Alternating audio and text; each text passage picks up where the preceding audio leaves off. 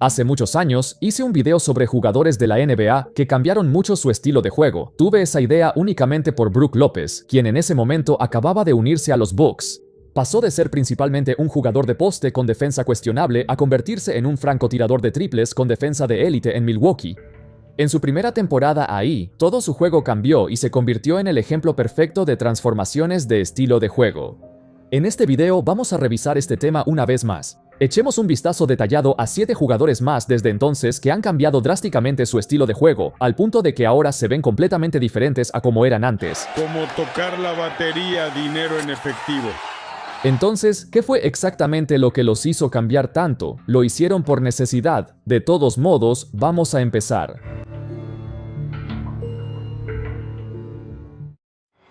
Andre Drummond. Cuando escuchas el nombre de Andre Drummond, no puedes evitar pensar en él de dos maneras específicas. 1. Un reboteador dominante que, hasta el día de hoy, tiene el récord de mayor porcentaje de rebotes en la historia de la NBA, capturando el 25% de todos los rebotes cuando está en la cancha. André salta alto por el rebote como diciendo, ¡ese es mío! Algunos dirían que sus rebotes estaban inflados debido a la gran cantidad de rebotes que conseguía, pero seguía siendo su aspecto más fuerte cuando estaba en Detroit. Y 2. Su mala puntería en los tiros libres. Con el tercer peor porcentaje de tiros libres en la historia, en un momento tuvo un par de temporadas seguidas tirando en el 30 y tantos % al inicio de su carrera. Sin embargo, ¿qué tal si te dijera que no solo ha mejorado mucho en los tiros libres, sino que el papel de Drummond en la ofensiva ahora es casi irreconocible? Pasó de ser un pívot incapaz de tirar desde cualquier parte de la cancha a lanzar más de una cuarta parte de sus tiros de 3 puntos. En su 14ª temporada en la NBA, a la joven edad de 32 años, encestó 32 triples. Eso fue más en una sola temporada que en sus 13 temporadas anteriores combinadas, donde solo encestó 18. Drummond desde larga distancia. Entonces, esto plantea la pregunta, ¿cómo fue que Drummond obtuvo luz verde para lanzar en primer lugar? Bueno, aparentemente, hubo una larga discusión entre él y el entrenador Nick Nurse sobre si debería o no lanzar triples. Un reportero incluso le preguntó a Nurse al respecto, a lo que él admitió, cito, «No estoy seguro, para ser honesto. Quiero decir, creo que es un buen tirador. Si vieras sus números en los entrenamientos y todas esas cosas, sí tiene un porcentaje alto. Pero la razón por la que digo que no estoy seguro es porque quiero ver si puede meterlos con algo de ritmo en un juego real». Esa era la creencia antes, que aunque un pívot sea bueno tirando triples, eso no significa que lo vaya a hacer igual en un juego real. Aún así, es una locura escuchar a alguien decir que Drummond es un buen tirador, pero supongo que es algo en lo que ha estado trabajando durante años. Así que el cuerpo técnico de los Sixers tenía suficiente confianza para dejarlo tirar. Además, no es como si su capacidad de rebote hubiera sufrido mucho tampoco. Drummond todavía pasaba la mayor parte de su tiempo en la pintura para conseguir rebotes, porque esa sigue siendo su mayor fortaleza. Es solo que el tiro de 3 puntos le agregó una nueva dimensión a su juego y lo convirtió en una amenaza fuera de la pintura por primera vez en su carrera, algo que no creo que nadie esperara que alguna vez hiciera. Maxi sacó ventaja. Drummond lo logró a tiempo, la encesta. Al menos con Brook López, él ya era un gran tirador de tiros libres y un tirador decente de media distancia antes de que extendiera su rango hasta la línea de 3 puntos.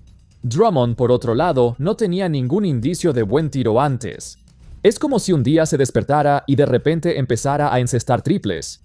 Es un desarrollo aún más loco que el del propio López. Pero también es algo que Drummond necesitaba hacer para mantenerse en la liga por más tiempo. Antes de su evolución en los triples y de mejorar sus tiros libres, prácticamente estaba acabado. Y existía la posibilidad de que estuviera fuera de la liga mucho antes si no se hubiera adaptado. Julius Randle.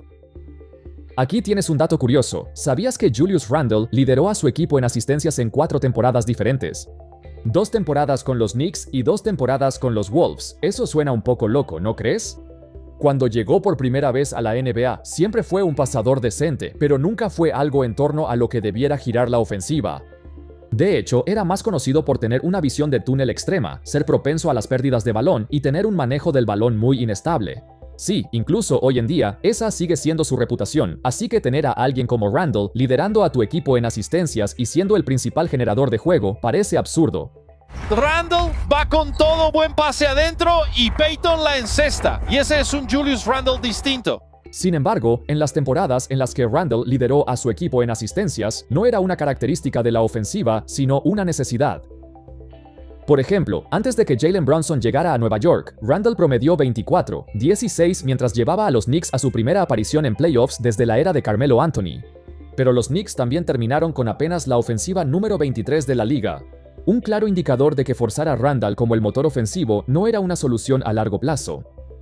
Él era toda la ofensiva porque tenía que serlo, no tenían ningún base competente que pudiera mantener un alto nivel de creación de juego, así que recurrieron a Randall. Básicamente era exactamente el mismo escenario en Minnesota. En ambas temporadas que estuvo ahí, no tenían bases lo bastante buenos en la plantilla, y el veterano Mike Conley no estaba dando resultados. Y el equipo tuvo un éxito moderado con la ofensiva pasando por Randall. Con el tiempo, desarrolló una visión de juego mucho mejor y fue encontrando su ritmo en la ofensiva. Sin embargo, este nunca fue el tipo de jugador que imaginamos que Julius Randle llegaría a ser, porque incluso desde la universidad promediaba solo una asistencia por partido. Y su proyección era la de un jugador dominante de juego físico y un reboteador, pero nada más que eso. En la NBA así fue como empezó, pero poco a poco se fue alejando del aro, enfocándose en iniciar jugadas desde la parte superior de la llave, o incluso tan lejos como la línea de 3 puntos. En sus primeras 4 temporadas en Los Ángeles, tomó aproximadamente la mitad de sus tiros cerca del aro, pero una década después en su carrera, esa cifra se redujo a la mitad. Hachimura defenderá a Randall para el triple. Además, Randall llegó como un jugador sin tiro de 3, y aunque no se volvió espectacular, su volumen aumentó significativamente con el tiempo. Incluso tuvo una temporada en Nueva York donde lanzó más de 8 triples por partido, lo cual, viéndolo en retrospectiva, fue un año loco, incluso para él. Fue totalmente inesperado, pero bueno, él siempre ha sido de gatillo fácil. La evolución del juego de Randall, aunque no siempre ha sido bonita, es bastante impresionante. Básicamente pasó de ser una versión ligera de Zach Randolph a un LeBron de bajo presupuesto. Lauri Markkanen. De cierta manera, el desarrollo de Markkanen fue básicamente lo opuesto al de Brook López. Pasar de ser principalmente un jugador de rol como ala pivot abierto a convertirse en un All-Star en Utah significó una expansión ofensiva enorme en su juego, como pocos lo han experimentado. Su comparación antes del draft era Nikola Mirotic o Ryan Anderson, básicamente 2 ala pivots que se especializaban en tiros de 3 puntos y hacían muy poco fuera de eso. Sus primeros años en Chicago fueron un claro indicio de que ese era el camino que Lauri Markkanen estaba destinado a seguir. El camino de cualquier otro interior que abre la cancha. Solo que era único de una forma difícil de cuantificar. El tipo no mide 2,6 metros ni 2,8 metros, es un verdadero 7 pies, con un nivel de fluidez que rara vez se ve en alguien de su tamaño. Su manejo de balón y habilidades de dribleo, su capacidad para levantarse y tirar desde cualquier parte de la cancha, y el hecho de tener un control total de su cuerpo y casi nunca perder el equilibrio. Marcándolo con 2 en el reloj de tiro, se luce, se suspende en el aire y anota. Absolutamente de clase mundial. Lauri Markkanen había mostrado destellos de ser mucho más que solo tu típico ala pivot tirador. Desafortunadamente, en sus primeros 5 años en Chicago y Cleveland, Lauri Markkanen jugó con compañeros que acaparaban tanto el balón que no tuvo la oportunidad de expandir completamente su juego. Sus entrenadores aún querían que Lauri Markkanen jugara dentro de su rol y que no hiciera demasiado. En particular, su relación con el exentrenador de los Bulls, Jim Boylan, era atroz. En un momento, cuando Lauri Markkanen se le acercó para hablar sobre cómo tener más participación en la ofensiva, Boylan simplemente le dijo que se olvidara de eso y que mejor se enfocara en conseguir rebotes. Por supuesto, la mayoría de los jugadores tenía problemas con Jim Boylan. Él representaba una mentalidad de la vieja escuela, queriendo que sus hombres grandes hicieran lo que tradicionalmente se espera de ellos. Markkanen no era un hombre grande tradicional. Podrías decir que sus equipos y entrenadores lo limitaron, pero más que nada, no había oportunidad de que él prosperara ahí. Así que cuando llegó a Utah como parte de un intercambio que envió a Donovan Mitchell a Cleveland, fue la primera vez en su carrera que tuvo toda la oportunidad del mundo para demostrar que no era solo un tirador de catch and shoot, sino una bestia ofensiva completa que sobresalía en un rol de mucho protagonismo ofensivo. Esta nueva oportunidad se le dio simplemente porque Utah no tenía a nadie más a quien recurrir. Y Lauri Markkanen ganó el premio al jugador con mayor progreso de la NBA. Fue una bendición disfrazada ser traspasado a un equipo que apenas comenzaba su reconstrucción, pero también una maldición. Incluso cuando se convirtió en un All-Star, Lauri Markkanen tenía un historial de lesiones, siendo la más importante la tankitis. Perdían a propósito muchas veces, así que él tenía que quedarse fuera mucho, y a pesar de su excelencia individual, la historia no será amable con Lauri Markkanen. Cuando pasas una década en la NBA y juegas para equipos perdedores año tras año, sin una sola aparición en los playoffs, los números realmente no importan, aunque no sea su culpa. Andrew Wiggins. Sabes que mencioné el intercambio de Wiggins recientemente en un video sobre intercambios que al principio parecían malos, pero rápidamente se volvieron mucho mejores de lo que se esperaba. Para Wiggins, la razón de esto se debe a un cambio completo en su estilo de juego. Más específicamente, pasó de ser un anotador principal en situaciones de 1 contra 1 que tomaba demasiados tiros difíciles, a ser un tercer o cuarto jugador en importancia que se enfocaba en los aspectos intangibles a los que nunca les había prestado atención antes. En particular, su defensa mejoró enormemente hasta el punto de que estaba sofocando a Jason Tatum en las finales de la NBA.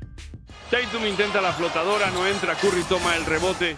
Su reputación defensiva nunca fue buena antes de unirse a los Warriors, pero todo el crédito es para él por trabajar para cumplir un rol en el que obviamente tiene las herramientas para destacar, especialmente por lo rápido que mueve los pies. Esto no se veía en Minnesota porque tenía un papel tan grande en la ofensiva. No solo eso, sino que es su tiro de 3 puntos el que apareció de la nada, principalmente porque ya no lo marcan tan fuerte como antes. Y en el año en que los Warriors ganaron el campeonato, lanzó un ridículo 44% en sus triples desde la esquina. Nadie pudo prever que Wiggins comenzaría su carrera como una versión pobre de Kobe, pero un solo intercambio a Golden State hizo que de inmediato se convirtiera en un jugador élite de triples y defensa. Hay muy pocos jugadores que tuvieron tanto hype como Wiggins cuando llegó a la NBA. Todas esas comparaciones con Kobe, LeBron, Tracy McGrady. Le costó mucho trabajo intentar estar a la altura de ser esa superestrella con la que siempre soñó, pero los Wolves se dieron cuenta de que él no estaba hecho para eso. La única manera de alcanzar su máximo potencial era cambiar sus prioridades y enfocar su energía en ser el jugador de apoyo perfecto. Esa tenacidad defensiva, ese esfuerzo y energía que ejemplificaron su tiempo en los Warriors, siguió llevando eso consigo incluso después de salir del equipo. Al Horford hay muy pocos jugadores, especialmente centros seleccionados en los 2000 que se convirtieron en piezas valiosas en los últimos años de sus carreras. Y mencioné que Brook López fue uno de ellos, pero Al Horford merece el mismo reconocimiento por su capacidad de adaptarse a varios cambios en el panorama moderno de la NBA. Desde el momento en que se unió a los Atlanta Hawks en 2007 hasta su salida en 2016 parecía un jugador completamente diferente. Al igual que López, solía jugar mucho más cerca de la canasta, se veía mucho más como un centro tradicional que en la última parte de su carrera, porque en ese entonces eso era lo que los equipos querían de él. Horford está registrado con una altura de 6 pies 8 pulgadas, así que es bastante bajo para ser un centro, y siempre se enfrentaba a centros más grandes. Tenían que depender de Horford como presencia interior por cómo habían armado su plantilla. La cosa es que esto nunca fue su punto fuerte. Muchas veces lo destrozaban en los rebotes durante los playoffs porque cerrar el rebote no era su fuerte. ¿Recuerdas cuando entraron a los playoffs como el primer sembrado pero fueron barridos por los Cavs? En esa serie, Horford promedió solo 4.8 rebotes por juego, mientras que Tristan Thompson y todo el equipo de los Cavs le pasaron por encima. Y eso volvió a pasar al año siguiente cuando los barrieron de nuevo, con Horford registrando solo 3 rebotes por partido. Esto le dio la reputación de ser uno de los centros más blandos de la liga. Fue, francamente, una actuación pésima en los playoffs, pero representaba un problema más complejo. Ese problema era que Horford simplemente carecía de las habilidades y el tamaño de un centro tradicional, pero sus verdaderas fortalezas nunca se aprovecharon hasta que firmó con los Boston Celtics en el verano de 2016. No era necesariamente un mejor jugador en Boston, sino un jugador diferente. En un equipo que valoraba mucho la versatilidad, la capacidad de cambiar en defensa y la defensa en equipo en lugar de la individual, Horford se convirtió en el complemento perfecto sobre el cual se construyó la base de su equipo. Tenían muchos anotadores en Boston, junto con un esfuerzo de equipo dedicado para pelear los rebotes. Horford ya no tenía la presión de ser el anotador principal ni la carga de dominar los rebotes él solo. Los Celtics le permitieron aprovechar al máximo sus habilidades como pasador. La tiene Horford. Él mismo la va a subir. Pase picado para Amir y 2 puntos. Y le dieron la oportunidad de defender diferentes posiciones con gran efectividad. Horford y Antetokounmpo. Antetokounmpo, 1 contra 1 y Horford le roba el balón. Y lo más importante, su recién desarrollado tiro de 3 puntos se volvió un recurso fundamental. Encajaba perfecto para un equipo que prioriza el tiro de 3 puntos. A veces hasta demasiado. Durante 7 años en Boston, Horford se convirtió en el compañero perfecto que unía al equipo. El equipo lo necesitaba, pero él también los necesitaba a ellos. Deni Avdija. Cuando Deni Avdija pasó de ser un jugador de rol en los Wizards a una estrella en Portland, Avdija siempre ha sido un alero astuto, pero físicamente imponente. El cambio más visible ha sido un aumento drástico en los intentos de tiros libres, pero la cosa es que sacar faltas también ha sido una fortaleza suya en el pasado. Pero cuando antes tenía un papel menor, esto no se veía tanto, pero es el cambio completo en su rol lo que fue tan drástico. Es inconcebible que se haya convertido en un jugador así, porque cuando estaba en los Wizards se le consideraba un jugador enfocado en la defensa. Y el entrenador Wes Unseld confiaba en él para marcar incluso a las superestrellas más letales. Durant quiere enfrentarse a Avdija. Durant. Toda su identidad estaba más cerca de ser un especialista defensivo que el prolífico anotador y creador de juego en el que eventualmente se convirtió. De cualquier manera, su papel como jugador defensivo no se suponía que fuera su rol principal en los Wizards. Era un nicho que tuvo que llenar cuando estaba en una plantilla que contaba con jugadores de mucho uso ofensivo como Bradley Beal, Russell Westbrook, Kyle Kuzma y Jordan Poole. No había suficientes posesiones para que Avdija tuviera sus oportunidades con el balón. Así que verlo tener una temporada destacada fue sorprendente, porque incluso para los jugadores que mostraron la capacidad de tener ese potencial, es mucho más difícil mantenerlo durante toda una temporada como lo hizo en Portland. Supongo que para algunos que siguieron su carrera de baloncesto antes de la NBA puede que no les sorprenda. En algún momento, algunos lo consideraron como el próximo Luka Doncic. Así que cuando su juego ofensivo explotó, quizás este era el jugador que siempre estaba destinado a ser. Y fue su etapa en los Wizards lo que fue la anomalía. Aaron Gordon. En la NBA moderna, cuando pienso en un jugador que es traspasado a un equipo y encaja perfectamente en su identidad, Aaron Gordon es el primer tipo en el que pienso. Jokic para Gordon. Y un giro de 360 grados. Cuando fue seleccionado con la cuarta elección en la icónica clase de 2014, su carrera en Orlando, honestamente, no iba tan bien como la gente esperaba. Su tiempo ahí fue comparable al de Wiggins en Minnesota, y con eso me refiero a que les pedían hacer demasiado, mucho más allá de lo que podían hacer. Esto se debe a que Gordon jugaba mucho más lejos del aro de lo que debería. Tenía una selección de tiros que dependía mucho de tiros de media distancia largos, fadeaways difíciles y muchas jugadas de 1 contra 1 en aislamiento que a veces se veían muy bien, pero la mayoría de las veces no era bueno en eso. El equipo experimentó tanto con Gordon que parecía que ni siquiera él sabía cuál era su propósito en el equipo ya. Al igual que Wiggins, también hizo falta un traspaso al equipo ideal para sacar lo mejor de sus habilidades. Para Gordon, ese equipo sería Denver.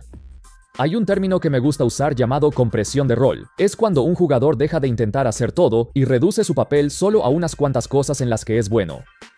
Así que, al jugar junto a un pasador generacional como Jokic, Gordon optimizó su juego para complementarlo, lo que significa estar en la posición correcta para recibir un pase y terminar la jugada.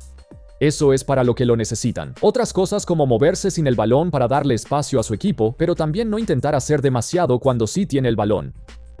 Desafortunadamente, Gordon se ha lesionado mucho, pero cuando juega, se nota lo valioso que es su conjunto de habilidades. Por ejemplo, hubo ocasiones en las que Jamal Murray tuvo dificultades para subir el balón contra los Timberwolves, así que a Gordon se le asignó esa tarea de vez en cuando para darle un descanso. Defensivamente, Jokic necesita toda la ayuda posible, así que Gordon tiene la responsabilidad de ser la última línea de defensa.